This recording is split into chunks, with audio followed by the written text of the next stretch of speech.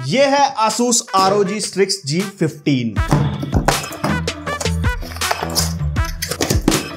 इसमें निकलता है 240 वाट चार्जिंग अडेप्टर, एक पावर कॉर्ड और एक Asus का सेपरेट वेबकैम और थोड़ी बहुत पुस्तकें एंड ऑब्वियसली एक सुंदर सा लैपटॉप। और जो आज वाली वीडियो है ना, ये 90% तो उन लोगों ने खोलिया बस देखना है कि हाँ लैपटॉप की परफॉर्मेंस कैसी है, कैसा इतना महंगा लैपटॉप है।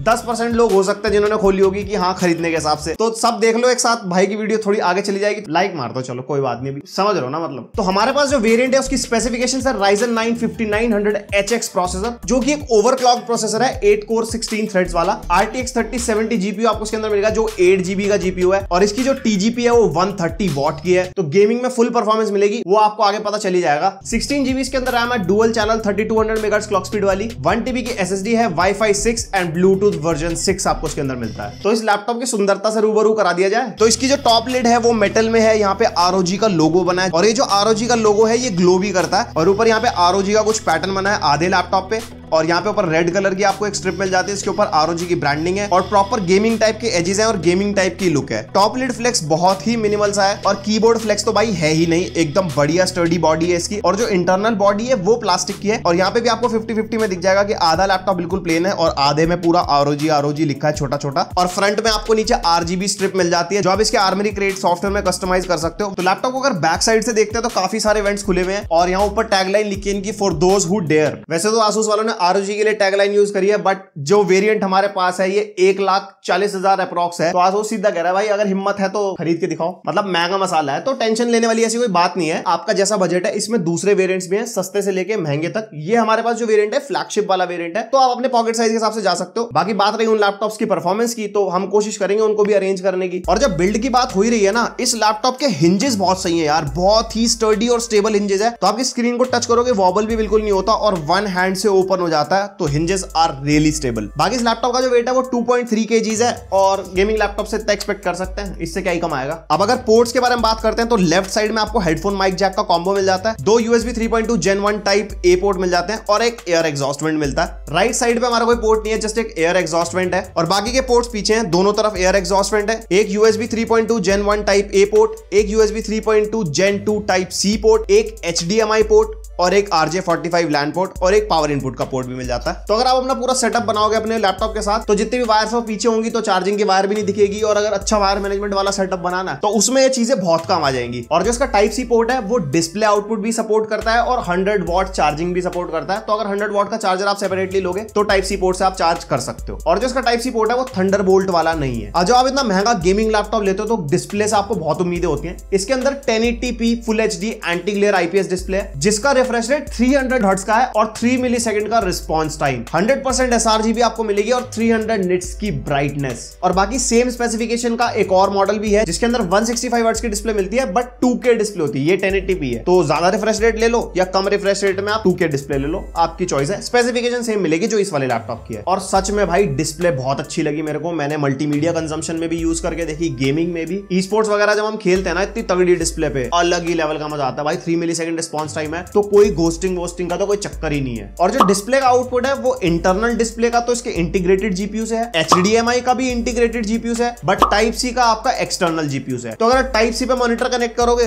तो थोड़े से ज्यादा FPS मिलेंगे आपकी इंटरनल डिस्प्ले से, बाकी वैसे ज्यादा फर्क पड़ेगा नहीं। ये लैपटॉप वैसे ही बहुत पावरफुल है, तो इसकी अपनी डिस्प्ले बहुत कैपेबल है। उसके बाद कीबोर्ड और ट्रैक पैड पर नजर मारते हैं तो ट्रैक पैड मेरे को बहुत अच्छा लगा। ट्रैक पैड का साइज बहुत अच्छा है और यूज करने में मेरे को पर्सनली कोई ऐसा इशू नहीं लगा। बाकी इसके अंदर जो कीबोर्ड है वो आपको फुल साइज नहीं मिलता, तो जो इसके अंदर नम पैड का सीन है वो इसके ट्रैक पैड के अंदर ही है। तो ये नम लॉक वाले बटन को होल्ड करके रखते हैं तो इसके अंदर पूरा नम पैड ओपन हो जाता है। आप इसको ऑन द गो यूज करके यहीं से ऑफ भी कर सकते हो। और ये टच वाला है, कोई टैप सेंसर नहीं है। बाकी जो कीबोर्ड है इसके अंदर पर की RGB वाला आपको कीबोर्ड मिलता है। सारी कीज के अंदर डिफरेंट कलर चेंज होते हैं और इसकी कीज के हिसाब से ही इसके लाइट बार के कलर भी चेंज होते हैं। इसके अंदर आपको कीबोर्ड में डेडिकेटेड हॉट कीज भी मिलती है, ऊपर वॉल्यूम की, म्यूट, और यहाँ पे आप मोड चेंज कर सकते हो उसके टर्बो परफॉर्मेंस, साइलेंट के बीच में, और आपको आर्मरी क्रिएट की भी की मिल जाती है। तो ये डेडिकेटेडली गेमर्स के लिए लिए बनाया हुआ है, तो ऑन द गो आपको म्यूट करना है, वॉल्यूम कम ज्यादा करनी है, तो आपको फालतू कुछ ऑप्शंस की तरफ भागने की जरूरत नहीं है, आपके लैपटॉप के ऊपर ही दिए हुए हैं। तो ये RGB वाला तड़का गेमिंग लैपटॉप में एक नेक्स्ट लेवल लुक ले आता है। और जब RGB की बात हो रही है तो आर्मरी ग्रेड सॉफ्टवेयर दिखाता हूं आपको। तो जब आप इसका सॉफ्टवेयर खोलोगे तो फ्रंट में CPU और GPU के स्टैट्स हैं, यहाँ पे मेमोरी के स्टैट्स हैं, यहाँ पे फैन स्पीड आ रही है, और इसके अंदर भी आपको iGPU मोड वाला ऑप्शन मिलता है जो A15 के अंदर था। इस मोड से क्या होता है कि अपना एक्सटर्नल GPU ऑफ कर सकते हो। जैसे मैंने iGPU मोड ऑन किया तो हमारा जो Nvidia वाला GPU बंद हो चुका है, अब लैपटॉप टोटली iGPU पे चल रहा है, तो ये ज्यादा बैटरी बैकअप के लिए यूज होता है। और बाकी यहाँ पे पैनल ओवरड्राइव भी कर सकते हो। गेमिंग में अगर आप ई-स्पोर्ट्स कर रहे हो तो यहाँ से आप पैनल ओवरड्राइव का ऑप्शन भी ऑन कर सकते हो। यहाँ पे लाइटिंग है, सारी कीबोर्ड के डिफरेंट लाइटिंग इफेक्ट्स हैं,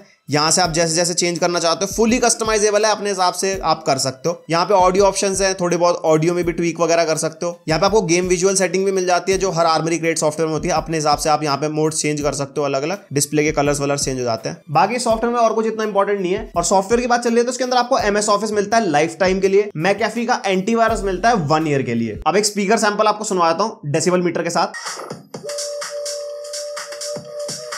अब देखो स्पीकर की साउंड इतनी लाउड तो नहीं है बट क्लियर बहुत है, बेस भी है इसके अंदर, और डॉल्बी ऑडियो का भी आपको इसके अंदर सपोर्ट मिलता है, तो उसकी वजह से ऑडियो काफी ज्यादा एनहांस हो जाती है। 4 वॉट के स्पीकर दिए इसके अंदर जो डाउन फेसिंग है लेफ्ट और राइट में, जिसकी वजह से ऑडियो का एक्सपीरियंस बहुत तगड़ा हो जाता है जब आप फ्लैट सरफेस पे अपना लैपटॉप रखते हो। और डॉल्बी एक्सेस सॉफ्टवेयर आप इसके अंदर डाल तो अपने ऑडियो के साथ थोड़े बहुत ट्वीक्स कर सकते हो, जिससे आपका थोड़ा सा एक्सपीरियंस एनहांस हो जाएगा। अब ROG Strix सीरीज सबसे ज्यादा क्रिटिसाइज एक ही चीज के लिए की जाती है कि वेबकैम नहीं होता इन सीरीज के अंदर। अब वेबकैम आज की डेट में बहुत इंपॉर्टेंट चीज है, बट हमारे पास जो वेरिएंट है इसके साथ आपको एक्सटर्नल वेबकैम मिलेगा। ये हमारा Asus का ROG Eye वेबकैम है जो 1080p 60 FPS तक सपोर्ट करता है। और इसके वेबकैम के साथ आपको एक क्लिप भी मिलता है जो आप ट्राइपॉड पे भी लगा सकते हो और नॉर्मली टेबल पे भी रख सकते हो। और हमारा वेबकैम स्क्रीन के ऊपर कुछ इस तरीके से क्लिप हो जाता है। तो अब जो आप क्वालिटी देख रहे हो वो इसके वेबकैम से रिकॉर्ड हो रही है, और भाई वेबकैम की क्वालिटी एक तरफा ही है। 1080p 60 FPS वाला वेबकैम है, मैं सीरियसली बता रहा हूं, मतलब मेरे को बहुत पसंद आ रही है। आपको कैसे लगी कमेंट करके जरूर बताना। और जो माइक यूज हो रहा है वो इस टाइम इस वेबकैम का ही माइक यूज हो रहा है। तो अब जब ऑडियो क्वालिटी सुन रहे हो वो इस लैपटॉप के माइक से रिकॉर्ड हो रही है जो एरे माइक्रोफोन होता है,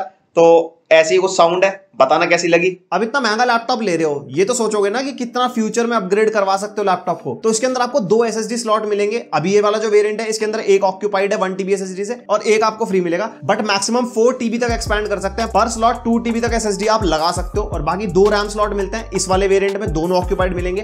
डुअल चैनल 16 GB है जैसे मैंने आपको पहले बताया था। तो इसके अंदर आपको ये दोनों रैम्स निकाल के अगर 32 GB में अपग्रेड करना है तो आपको 2 16 GB की रैम लगानी पड़ेगी। मैक्सिमम 32 GB तक आप एक्सपैंड कर सकते हो। और जैसे कि HDD स्लॉट नहीं है, लंबी बैटरी है, 90 Wh की बैटरी आपको इसके अंदर मिलती है। और मैं बैटरी बैकअप लिटरली बताऊं जितना पावरफुल ये लैपटॉप है, मैंने इसको 60 हर्ट्ज पे कर दिया था, iGPU मोड ऑन कर दिया था, मतलब जिसमें आपका एक्सटर्नल GPU जो है वो बंद हो चुका था, और लैपटॉप को पावर सेविंग मोड पे रखा था, तब भी 3.5 आवर्स का बैकअप हमारे को इसके अंदर मिल गया था। Ryzen 9 प्रोसेसर के होते हुए भी 3.5 आवर्स का बैकअप इसने निकाल के दे दिया। तो भाई ये बहुत सही चीज है, मेरे को पर्सनली बैटरी बैकअप अच्छा लगा एक गेमिंग लैपटॉप के हिसाब से अगर देखे तो। और बाकी फास्ट चार्ज सपोर्ट करता है लैपटॉप, 0 to 50% 30 मिनट्स के अंदर चार्ज जाता है, बट सिर्फ इसी के अडाप्टर के साथ, कोई सेपरेट आप अडाप्टर लगाओगे उससे नहीं होगा। अब परफॉर्मेंस की अगर बात करते हैं तो भाई फ्लैगशिप प्रोसेसर है, तो फ्लैगशिप लेवल की परफॉर्मेंस निकलेगी। क्रिस्टल डिस्क मार्क के रिजल्ट आपके सामने है, उस पर एक बार आप नजर मार लो पॉज करके वीडियो। सिनेमैच R23 हमने टेस्ट किया, मल्टी कोर स्कोर निकल गया 13,421 पॉइंट्स, सिंगल कोर स्कोर निकल गया 1470 पॉइंट्स। उसके बाद हमने Geekbench 5 टेस्ट किया, और इसके अंदर CPU का टेस्ट किया था 7685 मल्टी कोर और 1517 सिंगल कोर। उसके बाद 3D mark time spy test, total score निकल गया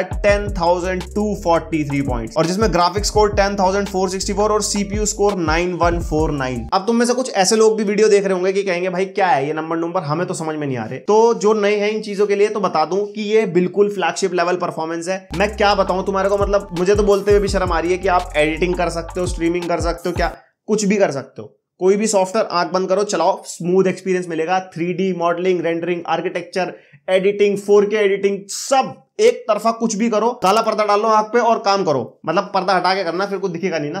तो परफॉर्मेंस की टेंशन लेने की कोई जरूरत नहीं है, मैं कुछ फालतू एक्सप्लेनेशन नहीं दे रहा, तुम समझदार हो। दूसरे वेरिएंट जो भी है उसका भी अरेंजमेंट करेंगे, टेंशन मत लेना। अब गेमिंग परफॉर्मेंस पे नजर मार लो, गेमिंग परफॉर्मेंस कैसी है उसके बाद कंक्लूजन की बात करते हैं। सबसे पहले हमने इसमें टेस्ट किया वैलोरेंट, हाई सेटिंग्स पे हमने टेस्ट किया था, और यहाँ पे हमारे को 140-150 FPS मिल रहे थे एवरेज। और मैं पर्सनली बताऊंगा वैलोरेंट के FPS पे भाई मैं तो भरोसा करता नहीं हूँ, क्योंकि कभी कभी ऐसा होता है 1650 पे इतने बढ़िया FPS आ रहे होते हैं, कभी कभी इतने तगड़े ग्राफिक कार्ड पे भी नहीं आ रहे होते। तो ये तो भाई सर्वर का गेम है, बहुत से लोगों ने मुझे बोला भी है कि वैलोरेंट में ऐसा इशू रहता है। और बाकी सीपीयू टेम्परेचर आप देख सकते हो 90 अबव जा रहे हैं। अब सीपीयू टेम्परेचर ज्यादा इसलिए जा रहे हैं क्योंकि तो टर्बो मोड पे सारे गेम टेस्ट हो रहे हैं, टर्बो मोड पे ओवरक्लॉक हो जाता है इसका सीपीयू, और दूसरा बहुत ज्यादा पावर ड्रॉ करता है इसका सीपीयू, तो टेम्परेचर ज्यादा जाएगा। बट एज सच कोई थ्रॉटलिंग का इशू यहाँ पे नहीं हो रहा है। उसके बाद हमने Call of Duty Warzone test किया और हाई सेटिंग्स पे टेस्ट किया, मतलब लगभग सब कुछ हाई कर दिया था। और इसके अंदर वही इशू चल रहा है, भी एमएसआई आफ्टर बर्नर के स्टैट्स नहीं दिख रहे थे, तो फिर भी मैं आपको एफपीएस दिखाता हूं। ऊपर कॉर्नर में आप एफपीएस देख सकते हो 100+, 100, 120 एवरेज एफपीएस मिल रहे थे भाई, बहुत सही, बहुत ही तगड़ी परफॉर्मेंस। खैर इतना एक्सपेक्ट भी करेंगे। और अभी जो आप गेम प्ले देख रहे हो ये रे ट्रेसिंग ऑफ और डीएलएसएस ऑफ पे चल रहा है। और इसका सीपीयू टेम्परेचर देखने के लिए आरबी ग्रेड सॉफ्टवेयर चेक किया मैंने, तो इसका टेम्परेचर 95 to 96 डिग्री चला गया था। उसके बाद हमने इसमें रे ट्रेसिंग और डीएलएसएस ऑन कर दिया,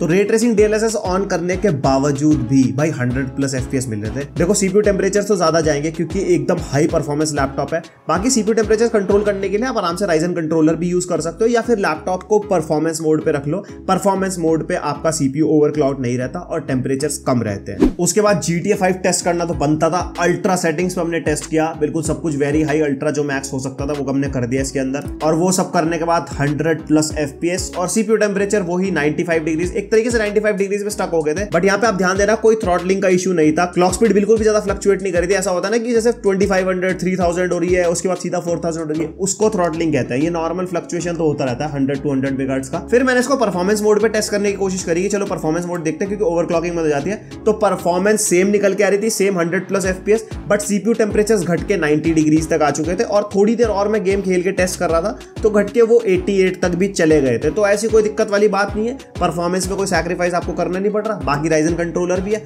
अब इतनी तगड़ी परफॉर्मेंस वाला लैपटॉप लोगे तो भाई टेम्परेचर्स बढ़ेंगे। और वैसे भी इन्होंने लिक्विड मेटल यूज किया इसके अंदर, तो कोई टेंशन लेने वाली बात नहीं है। फिर आती है हमारी भारी भरकम गेम रेड डेड रिडेम्पशन 2, और इसको मैं बैलेंस्ड के टॉप नॉच वाले प्रीसेट तक ले गया था, जिसमें सारा कुछ अल्ट्रा हो जाता है ऑलमोस्ट। उससे ऊपर वाले में एफपीएस ड्रॉप होते हैं, बट ग्राफिक्स में कोई इंप्रूवमेंट नहीं मिलती। तो यहाँ पे हमारे को अल्ट्रा सेटिंग्स पे भी 60, 70+ एफपीएस मिल रहे हैं। और क्या चाहिए, मतलब रेड डेड रिडेम्पशन 2 में 70+ एफपीएस निकालना अल्ट्रा सेटिंग्स पे बहुत ही जबरदस्त चीज है। अब वही बात है 8GB का जीपीयू है, बट परफॉर्मेंस वाइज मैं बता रहा हूँ लैपटॉप इज टॉप नॉच। मैं तो कसम से भाई बहुत ज्यादा इंप्रेस्ड हूँ उसकी परफॉर्मेंस से। और टेम्परेचर्स वही 95, 96 डिग्री, बट क्लॉक स्पीड पे आप ध्यान दे लो कोई ऐसा थ्रॉटलिंग का इशू नहीं है, और परफॉर्मेंस में भी कोई लैग नहीं मिल रहा। फिर असासिन्स क्रीड वैलहैला टेस्ट किया, अल्ट्रा हाई सेटिंग्स पे करना बनता था, उससे ऊपर कोई ऑप्शन है नहीं, और उससे नीचे रखने आओगे मतलब नहीं बैठता। असासिन्स क्रीड वैलहैला में भी 70+ एफपीएस अल्ट्रा हाई सेटिंग्स पे 65 to 70 एंड समटाइम्स 70+। और सीपीयू टेम्परेचर वैलहैला में ज्यादा नहीं जाते क्योंकि ये जीपीयू बेस्ड गेम है ज्यादा, तो सीपीयू टेम्परेचर 90, 92 थे। और परफॉर्मेंस मोड पे अगर करते हैं तो ये 85, 80 तक भी आ जाते हैं। जितने ज्यादा पैसा खर्चोगे उतनी बढ़िया परफॉर्मेंस मिल जाएगी आपको। उसके बाद मैंने साइबरपंक टेस्ट किया अल्ट्रा सेटिंग्स पे, मतलब बस रे ट्रेसिंग ऑन नहीं की थी बट अल्ट्रा सेटिंग्स रखी थी। अल्ट्रा सेटिंग्स पे 70+ एफपीएस, मैं तो देख के हैरान हो गया कि साइबरपंक में इसने अल्ट्रा सेटिंग्स पे 70+ एफपीएस निकाल दिए। खतरनाक ही भाई साहब परफॉर्मेंस। और सीपीयू टेम्परेचर 95, 96 जा रखे थे, उसमें तो मैं क्या ही बोलूं बार बार। उसके बाद हमने रे ट्रेसिंग अल्ट्रा कर दी थी और डीएलएसएस को हमने ऑटो मोड पे रखा था। और भाई रे ट्रेसिंग अल्ट्रा पे भी डीएलएसएस ऑन करने के बाद अराउंड 60 एफपीएस मिल रहे हैं और गेम प्ले एकदम स्मूथ, मतलब एक तरफा ही परफॉर्मेंस दे रहा है। कभी कभी तो 70 एफपीएस भी टच कर जा रहे थे। तो रे ट्रेसिंग को भी RTX 3070 कितने अच्छे से हैंडल कर रहा है वो आप देख ही सकते हो। तो गाइस ये था इसका पूरा रिव्यू, आपने देख ली वीडियो। अब कंक्लूजन की बात कर लेते हैं। मेजर कॉन पहला, अगर आप छोटा वेरिएंट लेते हो आपको वेबकैम नहीं मिलेगा, जो सबसे बड़ा कौन है मेरे को लगता है पर्सनली। तो बाकी गेमर्स के हिसाब से लैपटॉप बना है तो ऐसी कोई दिक्कत वाली बात नहीं है। थर्मल सिस्टम से रिलेटेड जिसको भी सवाल है तो बिल्कुल टेंशन मत लो, इसके अंदर लिक्विड मेटल यूज किया गया है। मतलब जो हमारा नॉर्मल थर्मल पेस्ट होता है उसका एक दूसरा कंपाउंड होता है, कंपाउंड ही कहेंगे शायद, तो वो एक बेटर चीज होती है। वो लैपटॉप के थर्मल सिस्टम को बहुत सही तरीके से मैनेज करके रखती है